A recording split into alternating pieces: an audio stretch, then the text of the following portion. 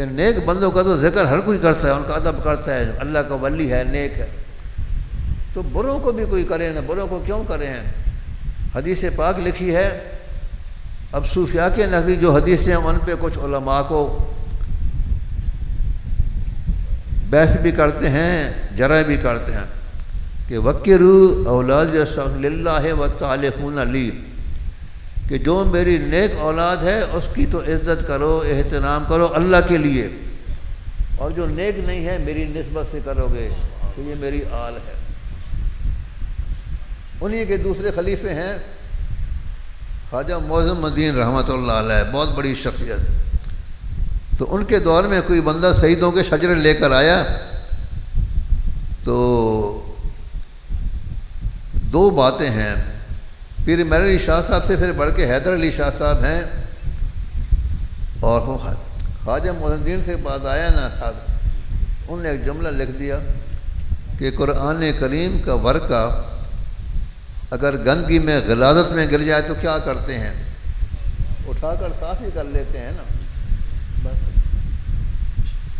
اور سادات کا کیا عالم ہے کہ جب ان کے پاس گئے، حیدر شاہ صاحب کے پاس شجرہ لے کے، سید تھے نا پیر سیال، انہوں نے کہا کہ حیدر پتر سیال دا تے سیال پتر پٹھان دا۔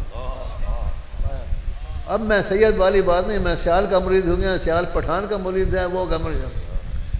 بندہ عشق شدی ترک نسب کن جامی کہ دری را فلاں ابن فلاں چیتے نیز، جہاں محبت آ جاتی ہے تو وہاں یہ ہے۔ تو سادات کو تو چاہیے کہ وہ اپنے سید ہونے پہ فخر نہ کریں، لیکن ہے صحیح، حقیقت ہے، حقیقت سے انکار نہیں کیا جاتا۔ تو آل رسول کی فضیلت کیا بیان کروں، ان کے عمل کی کیا بیان کر دوں؟ اللہ کے محبوب سے محبت تھی، اور محبت کا ان کو صلہ ملا کہ آج ان کا یوم وصال تھا 3، اور سرکار کا بھی یہی ہے۔ آپ کو یاد ہو نا کہ پہلے لوگ میلاد کے بجائے 12 وفات منایا کرتے تھے، لیکن وفات میں ہمارے علماء کی تحقیق یہ ہے کہ وفات 2 ربیع الاول کو ہے اور میلاد 12 کو ہے، تو سرکار کی بھی 2 ہے، ان کی بھی 2 ہے۔ وہی میں نے کہا نا کہ پیارے آقا سے تھی جو محبت خوب تر، اس کا ثمرہ بھی پایا بہت خوب تر، اللہ تعالیٰ نے ثمرہ دے دیا، میلاد 1 کر دیا۔ تو باتیں کرنے کی بہت ہیں، لیکن یہ ہے کہ یہ بھی مناسبت ہے کہ آپ کا ماہ وصال بھی، تاریخ وصال بھی ہوئے، اور یہ ربیع الاول جو ہے میلاد پاک کا ہے، بے شمار سعادت ہیں۔ اب میلاد کی باتیں بھی آپ سن چکے ہیں، ختم نبوت کی بھی، لیکن یہ بات ملحوظ رہے کہ اس مرتبہ ہمیں ماہ ربیع الاول شریف سن عیسوی کے لحاظ سے ستمبر میں مل رہا ہے، اور اسی ستمبر کی جو کل 7 تاریخ تھی 50 سال پہلے، اس میں پاکستان کو یہ اعزاز ملا کہ قادیانیوں کو غیر مسلم اقلیت قرار دیا گیا، اور یہ ایک دن کی بات نہیں تھی، یہ سال ہا سال کی تحریک تھی۔ اور بر صغیر جب فتنہ اٹھا تو سب سے پہلے اس کے مقابلے میں جو ہے وہ علماء اہل سنت تھے۔ آپ بتائیں گے کہ سب سے پہلی کتاب کس نے لکھی تھی؟ علامہ غلام رشید قصوری رحمۃ اللہ۔ اس کے بعد پیر میر علی شاہ صاحب نے، اعلیٰ حضرت کے صاحبزادوں نے، اور خواجہ شمس العارفین کا کردار یہ ہے کہ آپ کی تمام اولاد جو یکے بعد دیگر سجادہ نشین، سب نے کردار ادا کیا، اور پیر میر علی شاہ صاحب نے جو کچھ کیا ہے وہ کہتے ہیں یہ میرے شیخ کریم کا فیض تھا۔ سیف چشتیائی میں لکھا ہے کہ جب میں مرزا قیادانی کے خلاف، دادا مجھے معلوم ہے میرے شیخ تشریف فرما ہے میرے ساتھ، ملکا کر رہا ہے، یہ انہی کا فیض ہے۔ لیکن ختم نبوت کا قانون جو ہے وہ پاس ہوا، اور اس کے بعد کیا ہو رہا ہے؟ دوسری بات میری سمجھ میں نہیں آتی، میں ان سے عرض کروں گا، پہلی دفعہ ملاقات ہے، لیکن سنا ہے کہ بہت بڑے عالم بھی ہیں، خطیب بھی ہیں، یہ سمجھائیں گے آپ کو، میں تو اب بیٹھ نہیں سکتا۔ میرے نزدیک ان کو غیر مسلم اقلیت قرار دینا یہ کافی بات نہیں ہے،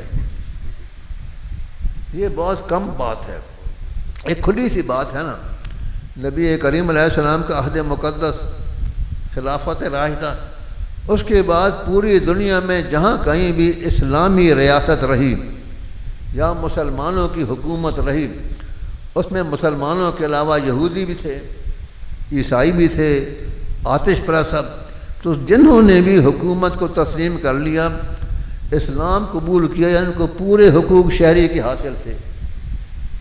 حکومت دیتی ہیں، لیکن مجھے بتائیں کہ قادیانی کو یہ حق دیا گیا؟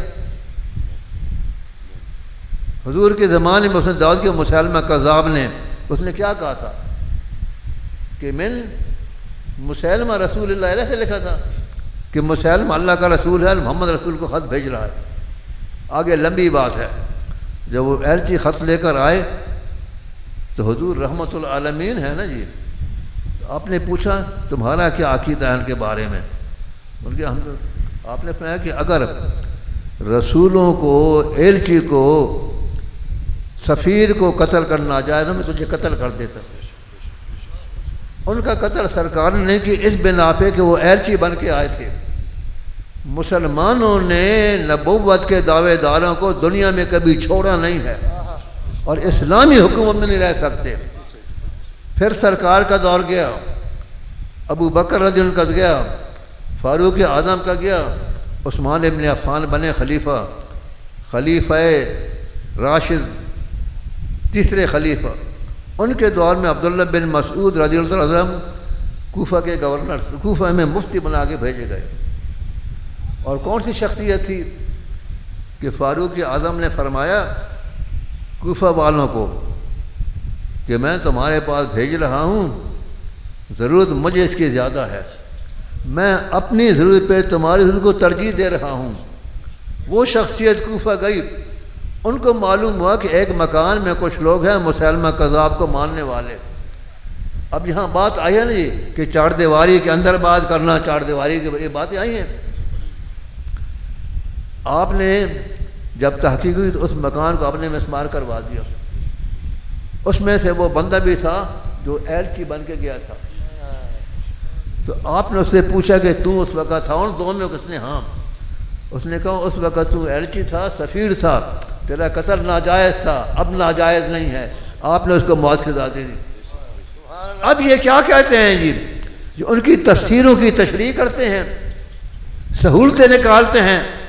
میں نے یہ بات کا نشر بار میں کہی ہے کہ ہماری حکومتیں بھی، ہماری عدالتیں بھی سمجھیں یہ مسئلہ ہے کیا، اس کی حقیقت کیا ہے، ختم نبوت کیا ہے۔ یہ اسلام کے اس بنیاد کو مسمار کرنا جس پہ سارا یہ اسلام کا قصر رفیع الشان قائم ہے۔ قادیانیوں کے لیے، قادیانی نہیں، کوئی بھی منکر نبوت حضور کے بعد جو نبی ہے، نبوت کا سلسلہ ختم ہو گیا، لا نبی بعد کی بات نہیں ہے۔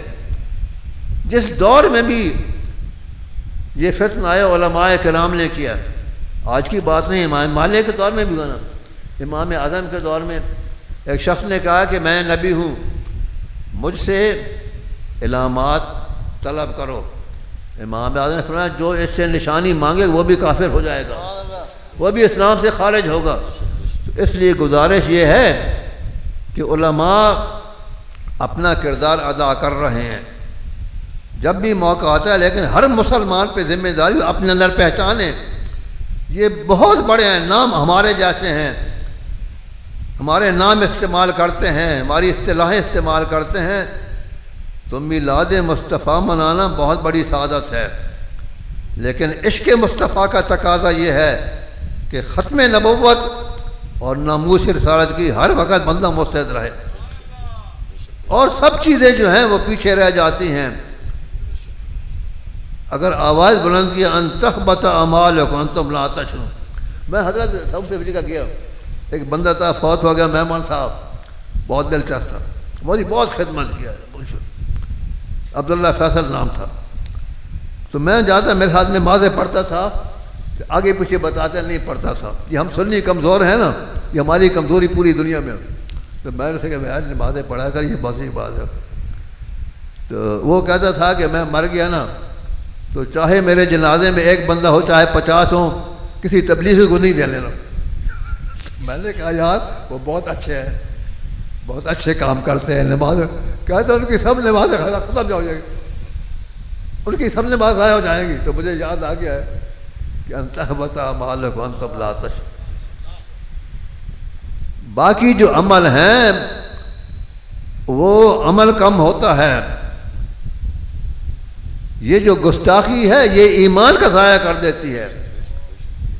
نبی اکرم کی محبت اصل ایمان ہے، اور گستاخی اسلام کی جڑ کو کاٹنے والی ایمان کی جڑ کو۔ اور یہ جو محبت کر رہے ہیں نا، محبت کا صلہ کیا ہے؟ جنت ہے، یہ ہے، وہ ہے، لیکن محبت کا سلسلہ کیا ہے؟ حضور نے فرمایا کہ جو جس سے محبت کرے گا نا، قیامت اس کے ساتھ ہوگا۔ یہ محبت تو میت دیتی ہے، جس کی محبت ہوگی اللہ تعالیٰ اس کو دے گا۔ تو ہماری محبت اللہ کریم سے ہے، اللہ کریم کے محبوب سے ہے، اور اللہ کریم کے حبیب جو نسبت تعلق رکھتی ہے۔ آل تو بڑی بات ہے، صحابہ کی تو بڑی شان ہے، مدینے کی دید کے لیے مرتے ہیں نا۔ مدینہ کیا ہے؟ وہ تو یثرب تھا نا، وہاں کیا ہے؟ مٹی ہے، خاک ہی ہے۔ لیکن خیرہ نہ کر سکا مجھے جلوہ دانش فرنگ، سرمہ ہے میری آنکھ کا خاک۔ آج آپ خیرہ ہو رہے ہیں ان کی دانش دیکھ کر۔ اور ایک بار تب گیا تھا، آپ کے لاہور سے گیا تھا کہ جب یہاں کچھ نہیں تھا، وہاں سے آپ نے کہا نہیں مجھے یہ خیرہ نہیں کر سکا، میری آنکھوں کا سرمہ خاک مدینہ نجف ہے۔ تو ہمیں اللہ تعالیٰ نے یہ نسبت دی ہے، میں نے دعا مانگی ہے، شکر بھی ادا کیا کہ رب کا شکر ہے، اس نے ہمیں اپنی بندگی کے بعد اپنے محبوب کی امت میں پیدا فرمایا، حضور کی محبت بخشی، آپ کی آل کی محبت بخشی، اولاد کی محبت، ہر اس چیز کی بخشی کہ جس کے ساتھ ہماری تعلق ہے۔ اور یہ محبت ہی کام آنے والی ہے، یہ محبت ہی ہے۔ تو اللہ سے حضور کی محبت مانگا کریں، باقی حضور کی شان کوئی بیان نہیں کر سکتا، اس لیے کہ جس کو جو شان ملی ہے، اس صورت نو میں جانا آکھاں جانان کہ جانے جہاں آکھاں، اور سچ آکھاں تے رب دی شان آکھاں، جس شان تو شانہ سب بڑھیاں۔ اور میں کہا کرتا ہوں کہ یہ جو دوسری ہے نا دو شعر، اسے آپ ضرور پڑھیں، دعا کے طور پر پڑھیں، وظیفہ بنا کے پڑھیں۔ اے صورت شالہ پیش نظر رہے وقت نذات روز اشار، بچ قبر تی پڑتھی جو سب کھوٹیاں تھی سن سب کھڑیاں۔ وآخر دعوانا